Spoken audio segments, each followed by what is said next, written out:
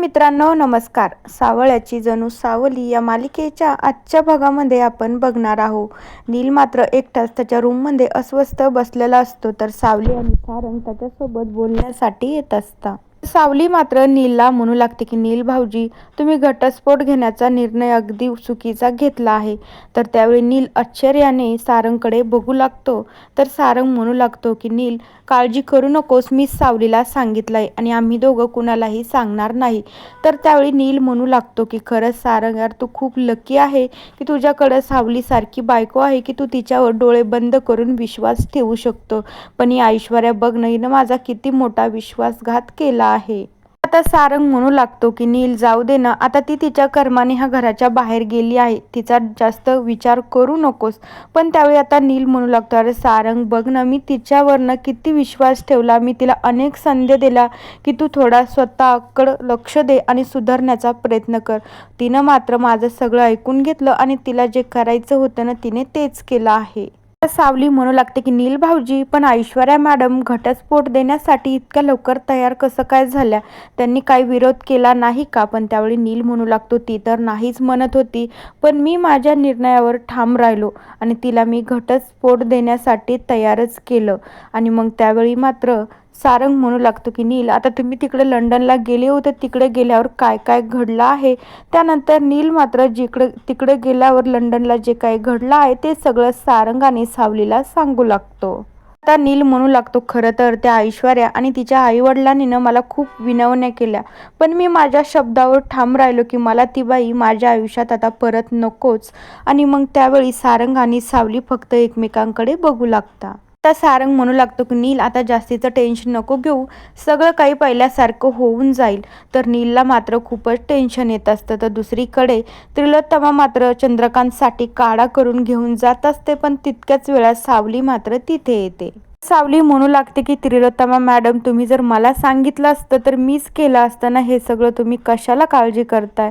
तर त्यावेळी आता त्रिलोत्तमा रागातच म्हणते, काय ग, माझ्या नवऱ्याची कशी काळजी घ्यायची हे मला चांगलंच माहिती, तुला हे सगळं करण्याची काहीही गरज नाही. पण तेवढ्याच वेळामध्ये सोहम आणि बबलू मात्र तिथे येतात. त्याच वेळामध्ये बबलू सोहमला विचारतो, म्हणू लागतो, सोहमराव काय काल रात्री तुम्ही तिकडेच होता की काय? पण तेवढ्या वेळात त्रिलोत्तमाच्या लक्षात येतं की सोहम काल रात्री कुठे होता. तर त्रिलोत्तमा सोहमला विचारू लागते, सोहम काल तू तिकडे ताराच्या घरीच राहिला होतास ना? पण सोहमला मात्र त्रिलोत्तमाला काय उत्तर द्यावं त्याला कळत नसतं. तर सोहम चिडून म्हणतो, हो मॉम, मी रात्री ताराकडेच होतो. त्यावेळी त्रिलोत्तमा मात्र सोहमला खूप सुनावत असते, खूप जास्त बोलत असते, पण सोहम ही मात्र यावेळी काही शांत बसत नाही, त्रिलोत्तमाचं ऐकून घेत नसतो, तिला उलट उत्तर देऊ लागतो. तर सोहम म्हणू लागतो, काय मॉम, ताराबद्दलचा तुझा राग कधी शांत होणार आहे आणि तू ताराला परत या घरामध्ये कधी घेणार आहे? काही जरी झालं ना, ती माझी बायको आहे, मी तिच्याशिवाय नाही राहू शकत. तर त्रिलोत्तमाला जास्तच राग येतो. तर त्यांच्या दोघांचे भांडण मात्र एकदम टोकाला जाऊन पोहोचतं. बबलू आणि सावली फक्त बघतच राहते. आता त्रिलोत्तमा म्हणू लागते, खरं तर ना त्या लोकांशी ना आपला काही संबंध राहिलेला नाही, त्याच्यामुळे त्यांच्या घरी जायचंही नाही. आणि परत जर मला तू तिकडे गेलेला दिसला ना, तर तुला नसेल जमत ना, तूही मात्र या घरातून निघून गेला तरी चालेल. पण तेवढ्या वेळात सोहम चिडूनच म्हणू लागतो, काय ग मॉम, आम्ही का आता छोटाले लेकरं राहिलो नाहीत, आम्ही आता खूप मोठाले झालो आहे, आमचे निर्णय आम्हाला घेता येते, आता तुम्ही कितपर्यंत आमच्या आयुष्याचे निर्णय तुम्ही घेणार आहेत? आता सोहम म्हणू लागतो, मॉम, तुला जर ताराला माफ करून या घरामध्ये घ्यायचं नसेल ना, तर मीही मात्र हे घर सोडून जातो आणि तिच्याकडेच जाऊन राहतो. मग तर काय, त्रिलोत्तमाला धक्काच बसतो. तर त्यावेळी आता सावली परत एकदा त्यांच्या मध्ये पडते, म्हणू लागते, आता तुम्ही प्लीज जास्तीचा वाद वाढवू नका, कारण की बोलण्याने बोलणं वाढतच जातं. पण त्यावेळी त्रिलोत्तमा म्हणू लागते, आमच्या दोघांच्या मधीनं बोलण्याची तुला काहीही गरज नाहीये. त्यावेळी सोहम ही म्हणू लागतो, प्लीज सावली वहिनी, आम्ही दोघं जण बोलतोय ना, तर आमचं आम्हालाच बोलत होतं. त्यावेळी सावली मात्र शांत बसते. तिथनं मात्र आता सोहम रागातच त्याच्या रूममध्ये निघून जातो. तर त्रिलोत्तमा ही रागातच चंद्रकांतकडे निघून जाते. तर सावली आणि बबलू देखील सोहमच्या रूममध्ये जातात की आता सोहम रागारागातच त्याची बॅग पॅक करत असतो. त्यानंतर बबलू आणि सावली मात्र खूप समजूत काढण्याचा प्रयत्न करते, पण सोहम काही ऐकून घेण्याच्या मनस्थितीमध्येच नसतो. सोहमला मात्र त्याची पॅक करून त्याला ताराकडे जायचं असतं, कारण की त्रिलोत्तमाच्या बोलण्याचं त्याला खूप वाईट वाटलेलं असतं. तर दुसरीकडे चंद्रकांत आणि त्रिलोत्तमा त्यांच्या रूममध्ये बसलेले असतात. त्रिलोत्तमा घडलेला सगळा प्रकार चंद्रकांतला सांगत असते. तर चंद्रकांत ही त्रिलोत्तमाला म्हणू लागतो, त्रिलोत्तमा आता सोड ना तू ह्या गोष्टी, प्लीज ताराला माफ कर आणि आपल्या घरात घेऊन ये. पण त्रिलोत्तमा मात्र चंद्रकांतचंही ऐकत नसते, त्यालाही हे सांगत असते. तर दुसरीकडे सोहम मात्र सावली आणि बबलूचं न ऐकता तो तिथून डायरेक्टली ताराकडे निघून जातो. तर आता सुमनला मात्र तिकडे प्रश्न पडतो की हा सोहम ताराला त्याच्या घरी घेऊन जायचं, हो हा इकडे कशाला राहण्यासाठी आला असेल.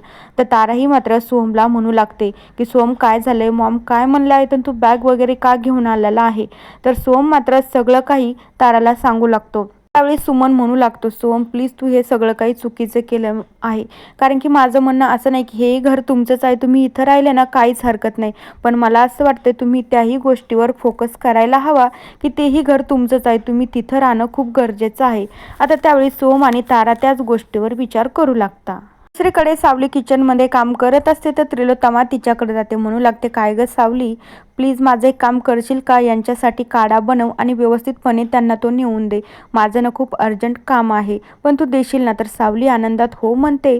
त्रिलोत्तमा तिथून निघून जाते, तर सावली आनंदाने काढा बनवते, विठुरायाच्या मूर्तीकडे बघून हसत असते आणि मग चंद्रकांतला तो काढा नेऊन देते.